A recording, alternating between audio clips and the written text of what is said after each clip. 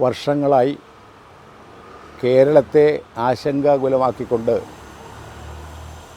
കേരളത്തിൻ്റെ മുകളിൽ സ്ഥിതി ചെയ്യുന്ന ഒരു ജലബോംബ് പോലെ തുടരുന്ന മുല്ലപ്പെരിയാർ ഡാമിനെക്കുറിച്ച് വളരെ വിശദമായി ഞാൻ ഒരു വീഡിയോ ചെയ്യുകയുണ്ടായി.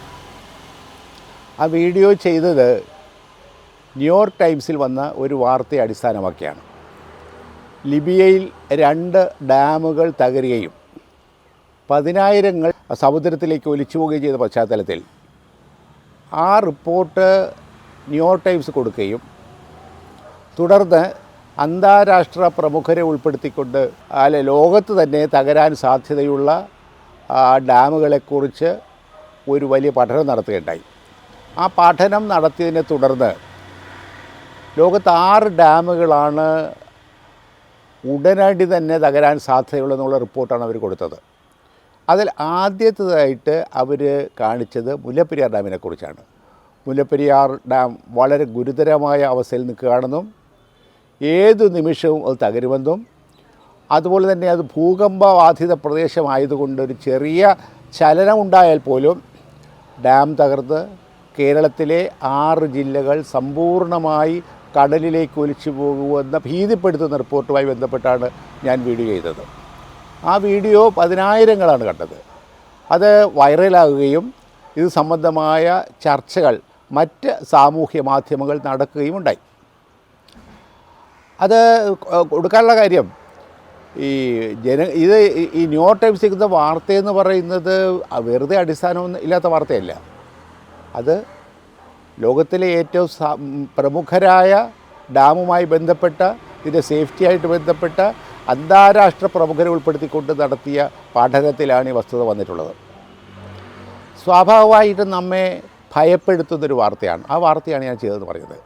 ഇത് സംബന്ധമായിട്ട് നമുക്ക് കേരള ഗവൺമെൻറ് ഒന്നും ചെയ്യുന്നില്ലായിരുന്നു, ആ പ്രതിപക്ഷം മിണ്ടുന്നില്ല. ഇതിനെക്കുറിച്ചൊക്കെ ഞാൻ സംസാരിച്ചു. എന്നാൽ ഇപ്പോൾ കേരള ഗവൺമെൻറ് റിട്ട് പെറ്റീഷൻ കൊടുക്കാനായിട്ട് തയ്യാറാകുകയും ഈ മാസം 9-ാം തീയതി ഇന്ത്യയുടെ സുപ്രീം കോടതിയിൽ ഒരു റിട്ട് പെറ്റീഷൻ കൊടുത്തിരിക്കുകയാണ്. ആ റിട്ട് പെറ്റീഷൻ ആവശ്യപ്പെട്ടിരിക്കുന്നത് അന്താരാഷ്ട്ര സാങ്കേതിക വിദഗ്ധരെ ഉൾപ്പെടുത്തിക്കൊണ്ട് അടിയന്തരമായ ഒരു പഠനം മുല്ലപ്പെരിയാറുമായിട്ട് ബന്ധപ്പെട്ട് നടത്തണമെന്നും അത് ഭീതിതമായ ഈ അവസ്ഥ ഒഴിവാക്കാൻ പോംവഴികൾ നിർദ്ദേശിക്കണമെന്ന് പറഞ്ഞുകൊണ്ടാണ് ഈ ഒരു റിട്ട് പെറ്റീഷൻ കൊടുത്തിരിക്കുന്നത്. അത് നമ്മെ സംബന്ധിച്ചിടത്തോളം ചെറിയ ഒരു ആശ്വാസത്തിന് വക നൽകുന്നുണ്ട്. ജനുവരി 3-ാം വാരത്തിൽ ഈ കേസ് സുപ്രീം കോടതിയിൽ വാദം കേൾക്കുമെന്നാണ് നാം അറിഞ്ഞിട്ടുള്ളത്. നമുക്കറിയാം ഇത് സംബന്ധമായിട്ട് ഒരു ചർച്ച ഇവിടെ നടക്കാതിരുന്ന കാര്യം. ഇപ്പോൾ നമുക്കറിയാം CNN, അമേരിക്കയുടെ ചാനൽ CNN-ൽ ഇത് വളരെ പ്രമുഖമായ ഒരു വാർത്തയായിട്ട് ചർച്ച ചെയ്തതാണ്.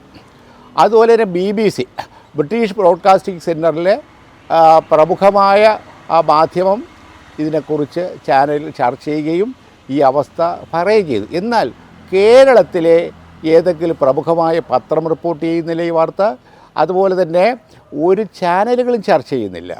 അത് വേറൊന്നും കൊണ്ടല്ല. നമുക്കറിയാം പ്രമുഖരായിട്ടുള്ള മാധ്യമ മുതലാളിമാർക്കെല്ലാം മുല്ലപ്പെരിയാറിൽ സ്ഥലമുണ്ട്. അതായത് തമിഴ്നാട്ടിൽ 1000-കണക്കിന് ഏക്കർ സ്ഥലമാണ് മാധ്യമ മുതലാളിമാർക്ക്, രാഷ്ട്രീയ നേതാക്കൾക്ക്, മതമേലധ്യക്ഷന്മാർക്ക് കൊടുത്തിരിക്കുന്നത്. ആര് കൊടുത്തിരിക്കുന്നു? തമിഴ്നാട് സർക്കാർ കൊടുത്തിരിക്കുന്നു. അവരുടെ വായടച്ചിരിക്കുകയാണ്. അവരെല്ലാം നോക്കുകൂലി വാങ്ങിക്കുന്നു, അവർ മാസപ്പടി വാങ്ങിക്കുന്നു. അപ്പോൾ അവർക്ക് അനങ്ങാൻ പറ്റുമോ? പക്ഷേ ഞാൻ ഈ വീഡിയോ ചെയ്തതിന് ശേഷം അത് വൈറലായതിനെ തുടർന്ന് പല സോഷ്യൽ മീഡിയകളും ചർച്ച ചെയ്യേണ്ടായി. ആ ചർച്ചയെ തുടർന്ന് ഇപ്പോൾ സർക്കാർ ഇങ്ങനൊരു തീരുമാനമെടുത്തിരിക്കുകയാണ്. അത് നമ്മളെ സംബന്ധിച്ചിടത്തോളം ശുഭകരമായ ഒരു കാര്യമാണ്. ഞാൻ ഈ വീഡിയോ ചെയ്തതിന് ശേഷം തമിഴ്നാടുമായി കേരളം പങ്കുവയ്ക്കുന്ന ചില പ്രദേശങ്ങൾ പോവുകയുണ്ടായിരുന്നു. തേനി, കമ്പം, കുമളി തുടങ്ങിയ പ്രദേശങ്ങളിൽ സഞ്ചരിച്ചപ്പോഴാണ് എനിക്കൊരു കാര്യം മനസ്സിലായത്. അവിടെ 100 കണക്കിന് ഏക്കർ ഭൂമി കൃഷി ചെയ്യുന്നത് മലയാളികളാണ്. ജോലി ചെയ്യുന്നതെല്ലാം തമിഴരാണെങ്കിലും അതിൻ്റെ സൂപ്പർവിഷൻ മുഴുവൻ മലയാളികൾക്കാണ്. ആ മലയാളികൾക്ക് പോലും ഈ ഭൂമി ആരുടെ പേരിലാണുള്ളതെന്ന് അറിഞ്ഞുകൂടാ. ഇത് തമിഴ്നാട് സർക്കാർ കൊടുത്തിരിക്കുന്നതാണ്. ഇവരുടെ വായടക്കാൻ വേണ്ടി ചെയ്തിട്ടുള്ള കാര്യമാണ്. അപ്പോൾ നമുക്കറിയാമല്ലോ, നിരന്തരമായിട്ട് കഴിഞ്ഞ 130 വർഷമായിട്ട് നമ്മളെ ചതിച്ചുകൊണ്ടിരിക്കുകയാണ്.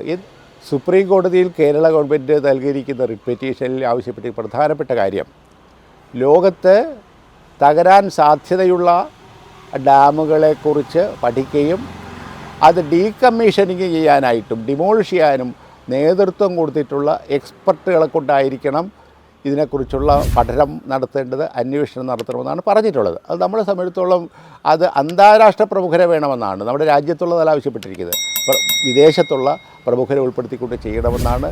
അത് സ്വാഭാവികമായിട്ടും വസ്തുനിഷ്ഠമായിട്ട് ഇത് സംബന്ധമായ ഒരു തീരുമാനം ഉണ്ടാകുമെന്നാണ് എൻ്റെ ശുഭപ്രതീക്ഷ.